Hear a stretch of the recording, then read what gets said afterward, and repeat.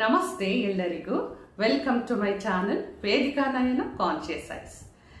ಇವತ್ತು ಕೂಡ ನಾನು ತುಂಬಾನೇ ಒಂದು ಇಂಟ್ರೆಸ್ಟಿಂಗ್ ಆಗಿರುವಂತ ಹಾಗೂ ಒಂಥರ ಕ್ಯೂರಿಯಾಸಿಟಿ ಇರುವಂತ ಒಂದು ಟಾಪಿಕ್ನ ತಗೊಂಡು ಬಂದಿದ್ದೀನಿ.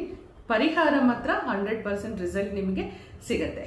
ಈ ಒಂದು ಪರಿಹಾರವನ್ನ ನಾನು ಆಲ್ರೆಡಿ ನಮ್ಮ ಸ್ಟೂಡೆಂಟ್ಸ್ಗಳಿಗೆ ಎಲ್ಲರಿಗೂ ಹೇಳಿಕೊಟ್ಟು ಅವರುಗಳು ಎಸ್ ಇದು ವರ್ಕ್ ಆಗ್ತಾ ಇದೆ ಅಂತ ನಮಗೆ ಉತ್ತರ ಕೊಟ್ಟ ನಂತರ ನಾನು ಇದನ್ನ ನಿಮ್ಮೆಲ್ಲರಿಗೂ ತಗೊಂಡು ಬಂದಿದ್ದೀನಿ.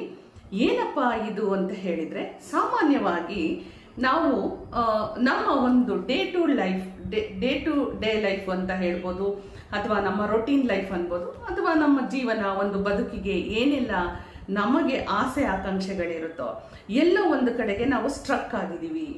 ಎಲ್ಲೋ ಒಂದು ಕಡೆಗೆ ನಾನು ಮಾಡ್ತಾ ಇರೋವಂಥ ಕೆಲಸ ಅರ್ಧಕ್ಕೆ ನಿಂತಿದೆ. ನಾನು ಯಾವುದೇ ಕೆಲಸ ಕೈ ಹಾಕಿದ್ರು ಅದಕ್ಕೆ ಮುಂದುವರಿತಾ ಇಲ್ಲ. ಹಾಗೆ ನನಗೆ ಜಾಬ್ ಇಂಟರ್ವ್ಯೂಸ್ ಬರುತ್ತೆ, ನಾನು ಹೋಗ್ತೀನಿ, ಆದರೆ ಸಕ್ಸಸ್ ಆಗಲ್ಲ. ಒಂದು ಪ್ರಮೋಷನ್ ಬರಲಿಕ್ಕೂ ಕೂಡ ನನಗೆ ತುಂಬ ಪ್ರಾಬ್ಲಮ್ ಇದೆ.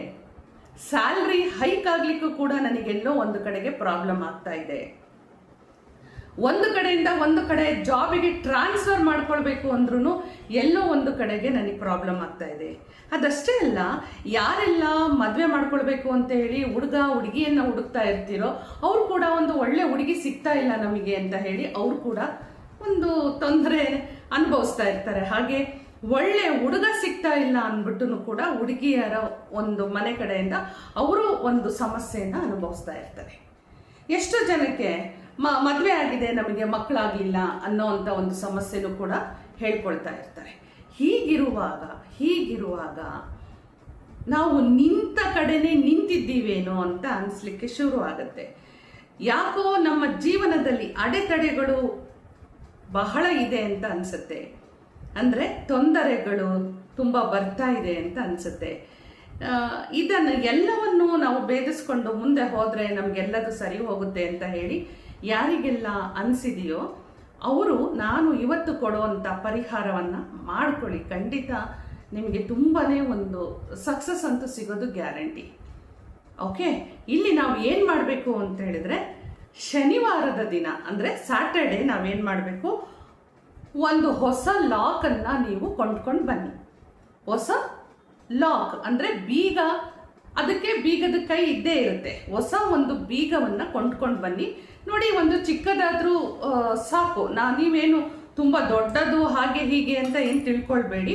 ಸೊ ಒಂದು ಚಿಕ್ಕದಾದ ಒಂದು ಬೀಗ ಕೊಂಡ್ಕೊಂಡು ಬಂದ್ರೂ ಸಾಕು. ಇದು ಕೂಡ ದೊಡ್ಡದೇ ಆಯ್ತು. ನಾನು ಹೇಳೋ ಅಂಥದ್ದು ಈ ಒಂದು ಸೈಜಿನ ಒಂದು ಬೀಗವನ್ನ ಕೊಂಡ್ಕೊಂಡು ಬಂದ್ರೆ ಸಾಕು. ಓಕೆ, ಸೊ ಇಲ್ಲಿ ನೀವೇನ್ ಮಾಡಬೇಕು ಅಂತ ಹೇಳಿದ್ರೆ, ಸ್ಯಾಟರ್ಡೆ ನೀವು ಬೀಗವನ್ನ ಕೊಂಡ್ಕೊಂಡು ಬರ್ತೀರ. ಬೀಗವನ್ನ ಕೊಂಡ್ಕೊಂಡು ಬಂದು ರಾತ್ರಿ ಮಲಗುವಾಗ ನಿಮ್ಮ ತಲೆ ದಿಮ್ ಕೆಳಗಡೆಗೆ ಇಟ್ಕೊಂಡ್ಬಿಡಿ. ಬೀಗವನ್ನ ಇಟ್ಕೊಂಡ್ಬಿಡಿ. ಮಲಗುವಾಗ ನಿಮ್ಮ ಎಲ್ಲ ಕಷ್ಟಗಳನ್ನ ಒಂದೊಮ್ಮೆ ಮೈಂಡಲ್ಲಿ ನೀವು ಎಲ್ಲವನ್ನು ಯೋಚನೆ ಮಾಡಬೇಕು. ಯಾವ ವಿಚಾರಕ್ಕೆ ನೀವು ಈ ಬೀಗವನ್ನ ತಗೊಂಡು ಬಂದಿದ್ದೀರಿ, ಪರ್ಚೇಸ್ ಮಾಡ್ಕೊಂಡು ಬಂದಿದ್ದೀರಿ, ಹೊಸ ಬೀಗನೇ ಆಗಬೇಕು, ನೆನ್ಪಿಟ್ಕೊಳ್ಳಿ. ಈಗ ನಿಮ್ಮ ಸಮಸ್ಯೆಯನ್ನ ಜ್ಞಾಪಕ ಮಾಡಿಕೊಂಡು ರಾತ್ರಿ ಮಲ್ಕೊಳ್ಳಿ.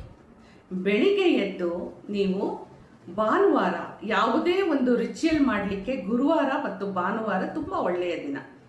ಓಕೆ, ಸೊ ಭಾನುವಾರದ ದಿನ ನೀವು ದೇವಸ್ಥಾನಕ್ಕೆ ಹೋಗಿ ಆ ಒಂದು ಬೀಗವನ್ನ ಹಾಗೆ ಅಲ್ಲಿ ಯಾರು ನೋಡ್ದಿರೋ ಜಾಗದಲ್ಲಿ, ಅಂದ್ರೆ ನೀವು ಬೀಗ ಇಡ್ತಾ ಇದ್ದೀರಿ ಅಂದ್ರೆ ಏನಾಗುತ್ತೆ, ಹಲೋ ನೋಡಿ ನೀವು ಬೀಗವನ್ನ ಯಾರೋ ಬಿಟ್ಟು ಹೋಗ್ತಾ ಇದ್ದೀರಿ ಅಂತ ಯಾರಾದ್ರೂ ಕರೆದು ನಿಮಗೆ ಹೇಳ್ತಾರೆ. ಅದಕ್ಕೋಸ್ಕರ ಯಾರು ನೋಡದೇ ಇರುವಂತ ಸಂದರ್ಭದಲ್ಲಿ ನೀವು ಬೀಗವನ್ನ ಅಲ್ಲಿ ಬಿಟ್ಬಿಟ್ಟು ಬರಬೇಕು. ಇಲ್ಲಿ ನೀವು ಇನ್ನೊಂದು ಮುಖ್ಯವಾಗಿ ಏನ್ ಮಾಡಬೇಕು ಅಂತ ಹೇಳಿದ್ರೆ, ನೋಡಿ, ಲಾಕ್ ತಗೊಳ್ತೀರಿ, ಅದರಲ್ಲಿ ನೀವು ಈ ಒಂದು ಕೀನ ಫಿಕ್ಸ್ ಮಾಡಿರ್ಬೇಕು. ಕೀ ಫಿಕ್ಸ್ ಆಗಿರ್ಬೇಕು, ಆದ್ರೆ ಇದು ಓಪನ್ ಮಾಡಿರಬಾರ್ದು. ಸುಮ್ಮನೆ ಅದರಲ್ಲಿ ಈ ತರ ನೀವು ಫಿಕ್ಸ್ ಮಾಡಿ ಇಟ್ಟಿರ್ಬೇಕು. ಸುಮ್ಮನೆ ನೀವು ಫಿಕ್ಸ್ ಮಾಡಿ ಇಟ್ಟಿರ್ಬೇಕು. ಇದನ್ನ ಓಪನ್ ಮಾಡೋ ಹಾಗಿಲ್ಲ, ನೆನ್ಪಿಟ್ಕೊಳ್ಳಿ.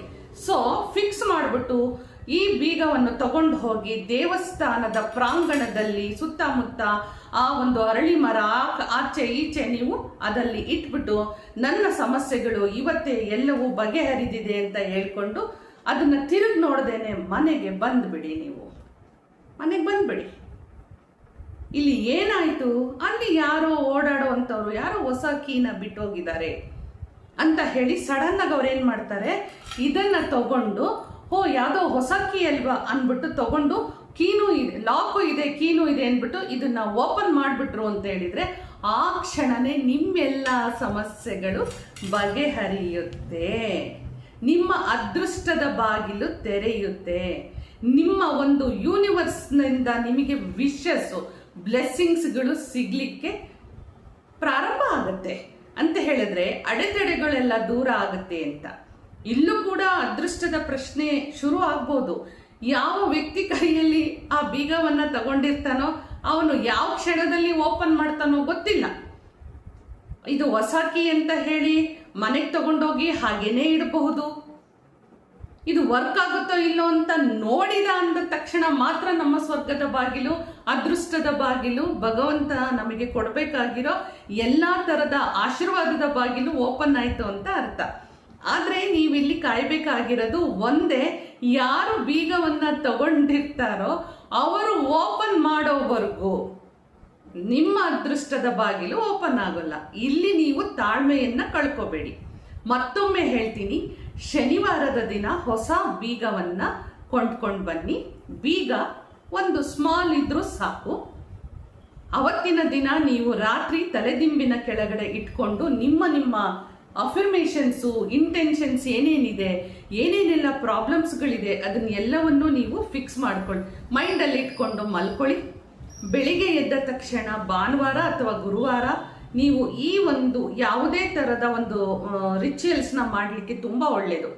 ಹಾಗಾಗಿ ಭಾನುವಾರದ ದಿನ ನೀವು ದೇವಸ್ಥಾನಕ್ಕೆ ಹೋಗಿ ದೇವಸ್ಥಾನದ ಪ್ರಾಂಗಣದಲ್ಲಿ ಈ ಬೀಗವನ್ನು ಇಟ್ಬಿಟ್ಟು, ಇವತ್ತಿಗೆ ನನ್ನೆಲ್ಲ ಅಡೆತಡೆಗಳು, ಕಷ್ಟಗಳು, ನನ್ನೆಲ್ಲ ದುರಾದೃಷ್ಟ, ಯಾವುದೋ ಒಂದು ಕೆಲಸ ಆಗದೆ ಇರುವಂಥದ್ದು ಅದು ಎಲ್ಲವೂ ಇವತ್ತಿಗೆ ನೆರವೇರಿದೆ ಅಂತ ಹೇಳಿಬಿಟ್ಟು ನೀವು ಆ ಬೀಗವನ್ನ ಅಲ್ಲೇ ಬಿಟ್ಬಿಟ್ಟು ತಿರುಗಿ ನೋಡದೆ ಮನೆಗೆ ಬರಬೇಕು.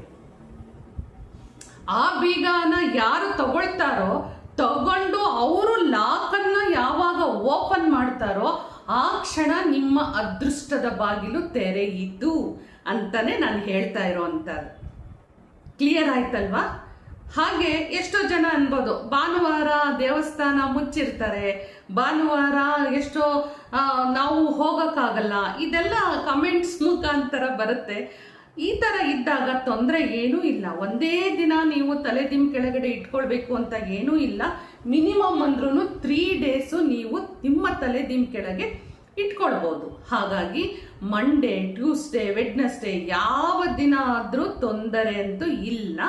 ನೀವು ನಿಮಗೆ ಯಾವುದು ತುಂಬ ಒಂದು ಪವರ್ಫುಲ್ ದೇವಸ್ಥಾನ, ಶಕ್ತಿಯ ಒಂದು ಸ್ಥಾನ, ಆ ಒಂದು ಕ್ಷೇತ್ರದಲ್ಲಿ ನಾವು ಬಿಟ್ಟು ಬಂದರೆ ಒಳ್ಳೆಯದು ಅಂತ ನೀವೆಲ್ಲ ಅಂದ್ಕೊಳ್ತೀರೋ ಅಂಥ ಒಂದು ದೇವಸ್ಥಾನಕ್ಕೆ ಹೋಗಿ ಬೀಗವನ್ನು ಬಿಟ್ಬಿಟ್ಟು ಇವತ್ತೇ ನಮ್ಮ ಸಮಸ್ಯೆಗಳು ಬಗೆಹರಿದಿದೆ ಅಂತ ಹೇಳಿ ತಿರುಗಿ ನೋಡ್ದೇನೆ ಮನೆಗೆ ಬಂದ್ಬಿಡಿ. ಖಂಡಿತ ಬೀಗ ಅಂತೂ ತಗೊಂಡವರು ಹಾಗೆ ಅಂತೂ ಇರಲ್ಲ, ಅದು ಓಪನ್ ಮಾಡೇ ಮಾಡ್ತಾರೆ. ಯಾಕಂದ್ರೆ ಹೊಸ ಬೀಗನ ವರ್ಕ್ ಆಗತ್ತಾ ಇಲ್ವಾ ಇದೆಲ್ಲದೂ ಮೈಂಡಲ್ಲಿ ಅವರಿಗೆ ಬಂದೇ ಬರುತ್ತೆ. ಅವರಂತೂ ಮಾಡಲಿಲ್ಲ ಅಂದ್ರೆ ಬೇರೆ ಇನ್ಯಾರಿಗೋ ನೋಡಿ ಯಾರು ಬೀಗ ಬಿಟ್ಟು ಹೋಗಿದ್ದಾರೆ ಅಂತ ಕೊಡ್ತಾರೆ, ಅವರು ಸಡನ್ ಆಗಿ ಅದನ್ನ ಓಪನ್ ಮಾಡ್ತಾರೆ.